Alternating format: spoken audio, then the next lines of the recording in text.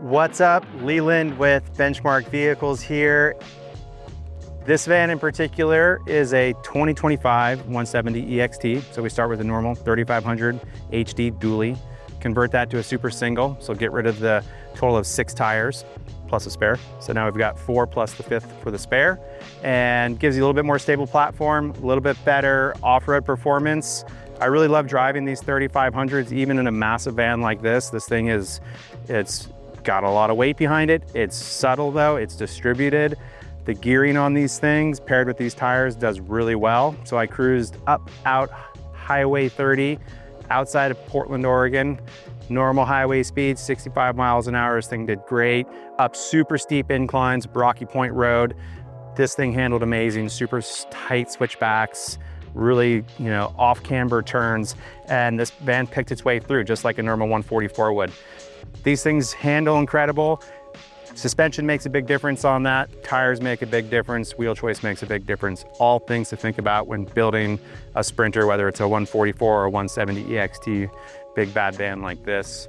Of course, we did a little bit up front with the standard CA tuned front winch bumper, Warren winch, Baja LP6s on the hood, Baja LP9s on the roof rack. We did LP4s for the ditch lights, little vinyl on the hood, X-Bowl fender flares. You really need those X-Bowl fender flares when you're going to a super single. The tires are pretty wide, so you're gonna get a lot of offset beyond the body of the vehicle. So having that additional 3 inches from the X-Bowls is critical. I'd like to see more and more of those done on every van that we build. Doesn't matter if you have a 285, a 275, a 255, that's just gonna give your van a little bit more protection from rock and gravel spray. This is a kind of a dusty road driving up here, and that's gonna keep that debris on the ground where it should be and not across the back of your van. Of course, the Line X that we do on all of our vans is gonna really help protect longevity. You're not gonna have grade plastics, chipped rocker panels. When this client came to us, he approached Benchmark with his activities and what he wants to do. This isn't his first van. This is his 3rd or 4th van. He's built vans himself. He's had an array of vans over his life. So this one is geared towards being outside, mountain biking, surfing, paddleboarding, rock climbing, hiking, mountaineering. These are all the same sort of activities that really drew me to start this company. Those are my passions as well. I don't surf, so maybe not that one, but mountain biking, snowboarding, climbing, mountain climbing, being outdoors, getting away from it. Every van we build is custom tailored to your specific needs, wants, and desires, and that's what makes building a custom van so much more unique, fun, challenging than just going and picking a van from slot C on the RV lot. So I'm gonna take you to the back here. There's a bit to show. This is a massive garage. We've got the Esker RAL on here on a full pull-out gear tray. So these guys, you can easily tuck 3 bikes on here. Freedom Coast fork mounts drop the bars below the bed. We've still got room for gear on top of the systems cases on both sides.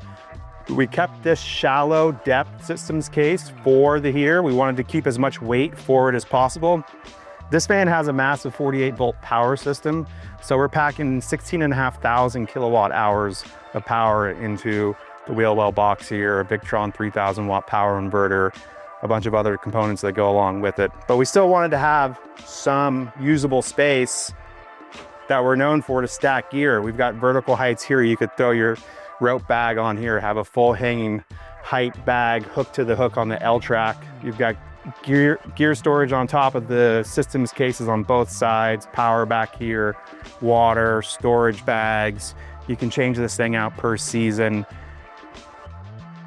We've got the monster box on the passenger side door with the B2 Pro, spare tire carrier on the driver's side with the ladder, Paragon off-road roof rack, Rome Adventure Company boxes, Nomadic Helix AC, Starlink high performance dish, a huge array of solar panels on the front of the van. And on the side here, we've got Paragon's chicane ladder, SUP poles, stand-up paddleboard or surfboard cradles. So you can actually fit 2 per cradle in here. So you could stack 4 boards. Of course, we've got the super single setup. We've got 30 amp shore power charge. We've also got 110 back here, waterproof plug from Skinstrut to charge your e-bikes, charge up whatever it may be.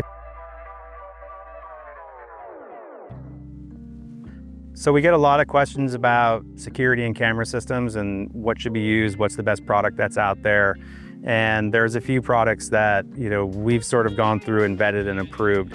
Most camera systems that you see, they're tailored for a semi-truck, a box truck, for sort of, driver monitoring and driver surveillance, maybe for an employee or company vehicle. So we started using and partnered up with Ghost Overland to supply us with a very high quality set of cameras. So on the roof rack alone, we've mounted 4 infrared cameras. So those infrared cameras have a small ring of LEDs around that. So when the lights go out at night, those LEDs pop on. They're not bright. Those are infrared LEDs, but they will give you a picture all around the van. So one, it works for security of the van. If you're out somewhere, you want to monitor it. We've got a remote monitoring system hooked up to an app for this as well.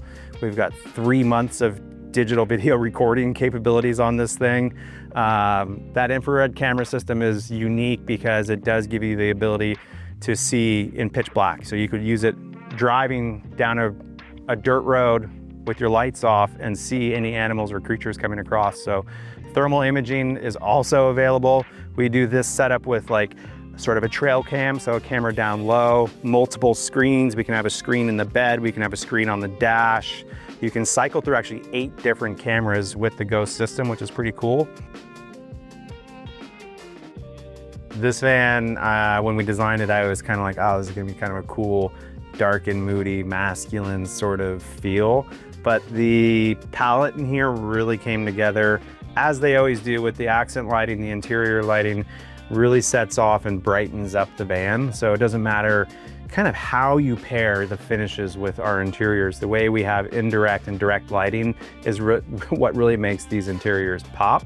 This setup has a good sized galley, a big pull-out pantry, so lots of room for storage. Of course, we've got our custom foam inserts for knives, forks, plates, single burner cooktop, nice sized Blanco sink. This particular client requested the same image that we have printed on the outside of the van. So Southern California, it's a peak that he selected, and we've got it laser etched into a nice piece of 22 gauge stainless steel here. And then of course put that onto the backsplash. So this is all lasered into the stainless. We've got the mirror image of this printed on vinyl on both sides of the van. It's subtle, it doesn't pop out. It's unique to that client's wish. And he asked, can you laser etch a stainless steel backsplash? I said, of course we can. So pull a few strings and make it happen, refine the file, make it dialed, and it, I don't know, came together really nice. It's the first time we've done that, so no complaints on my end. Otherwise, the front end here is very livable, good size bench, nice walnut table, all handmade of course. Plenty of storage under the bench. This one's wide open, so lots of additional space.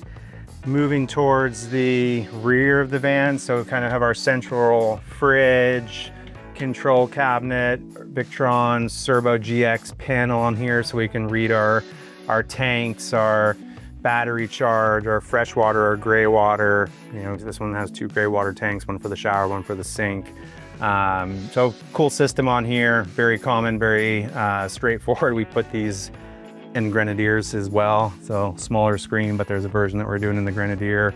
And of course our control panel here to go through all of your standard 12 volt breakers, control your Starlink remotely, dump your gray tanks, turn on your hot water heater when you need it. So that's tucked away. There's a big wine closet storage right here, nice space. And this is, yes, a big bank of cabs, and we've done this many times, as most folks have seen. Of course, stored under the fridge and into the shower is a toilet. So we've got a wrap-on toilet stashed away in here with over 14 inches of legroom. So plenty of legroom to sit on this thing, close the door, have privacy. Big shower. Geez, I can't even think about which size this one is. I think this one got up to almost 33 inches, maybe 34 inches. So one of our bigger showers. Still have the closet here with a mirror. We've got some of the digital recording, the Ghost system mounted inside here. We still have room for a closet rod down below. So hanging suits and you know, dress shirts, plenty of space there. Toilet tucks away. This door is sealed, waterproof, and you've got full shower. There's no wheel well in here, which is sweet. If you add a closet like this, especially with that north-south bed, you're not gonna have wheel well intrusion into the shower. So, you know, big bed up back here. Nice mid-height cab. This can be used for, you know, toiletries, coffee, whatever it may be. Another storage cabinet here. Bed step down below. And just a nice setup. All right, so inside we have a north-south sleeping arrangement. So this is an 84.5-inch long bed. It's a big bed, nice and wide, wider than a queen, 66 inches.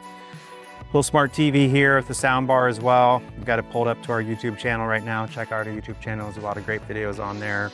A really pretty new product that we're using. We've got it installed in 5 vans currently, but it's a really nice setup where you can view the cameras on the outside of the van as well as the cameras that are inside the van remotely, as well as from the screen here.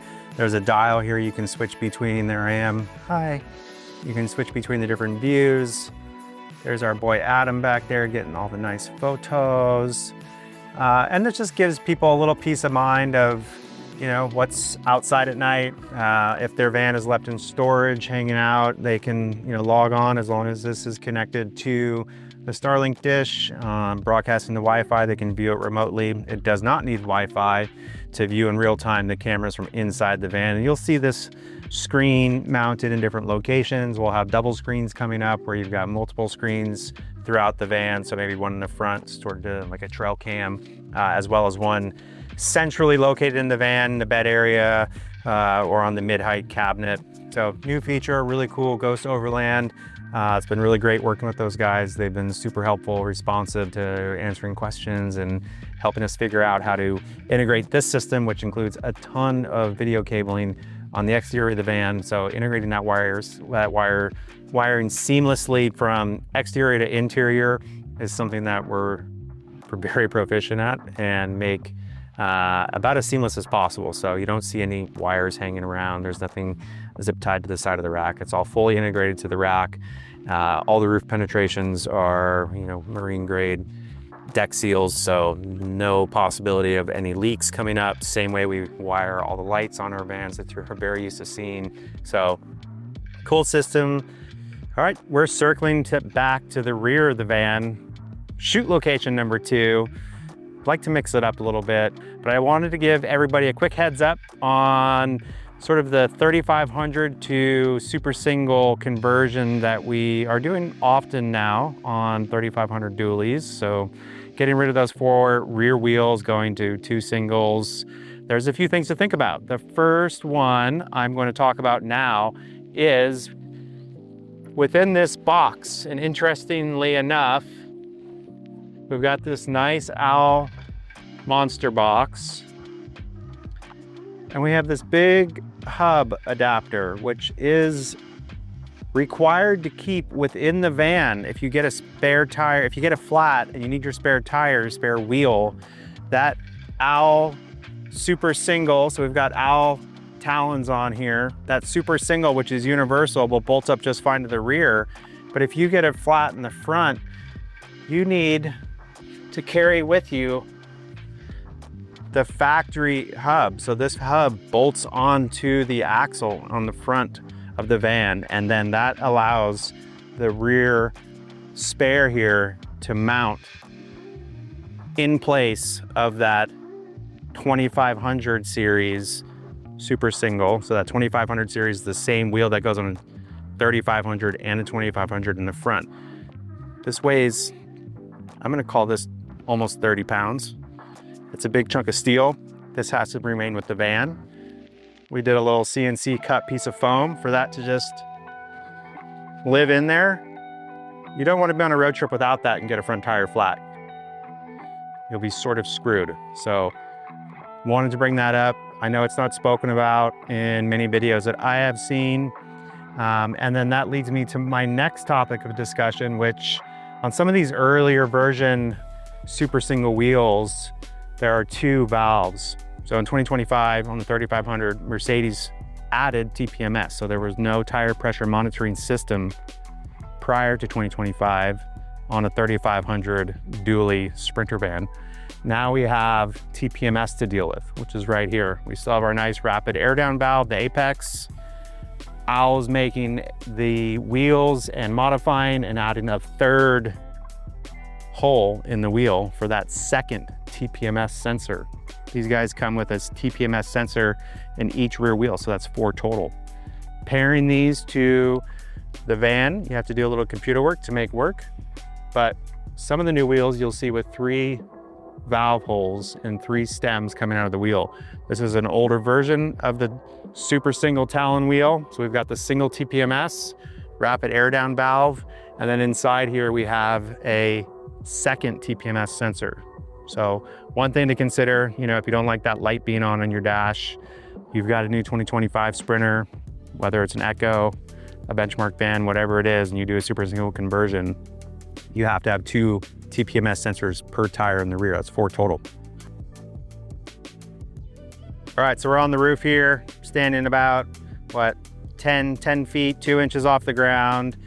Nice and stable up here. There's a lot going on the roof of this 170 extended. So we've got 2 83-liter Roam boxes in the rear. This will allow the client to store all sorts of gear that you're not getting to every single day. I love having either 1 or 2 of these on every build. So we have the high performance Starlink dish, pneumatic AC, a set of max tracks. That Starlink right now is on, it's pumping out Wi-Fi. We've got an interior television, a smart TV that runs off of Wi-Fi if you want to stream directly through the television, through your phone. We've got the Ghost overland system, so 5 cameras mounted on this van. The very front, we have 2 24-volt solar panels. We're running a 48-volt system on this van, so we need to stagger those, wire them in series to output over 60 amps of power to get our voltage up to where it needs to be to meet the required power draw for the 48-volt. 51-volt is what the batteries are, but 48-volt, as everyone knows, power system. So those puppies are cranking right now. They're charging the house batteries, keeping them trickle charged, keeping everything topped off. You can't see it from right here, but on the hood, there are also 2 solar panels that are wired directly to the starter battery to help trickle charge that starter battery when the van is parked and in storage. As long as you're getting sun, you're getting a good amount of power into the starter battery, so you'd never have to worry about jumping the van. Also, along with that, we always wire a battery-to-battery charger from our house system to our starter battery. So if you're in the middle of winter, the van's parked for 5 days, you're out ripping some sick pow, your van starter battery is not going to die as long as your house battery system is charged. And if you're in the van, you're in the winter, you're snow camping, you're visiting national parks, it's cold, there's no sun, that house system battery bank is going to be always maintaining and sort of monitoring your starter battery voltage so you don't get stuck in a situation where you need a jump or jumper cables.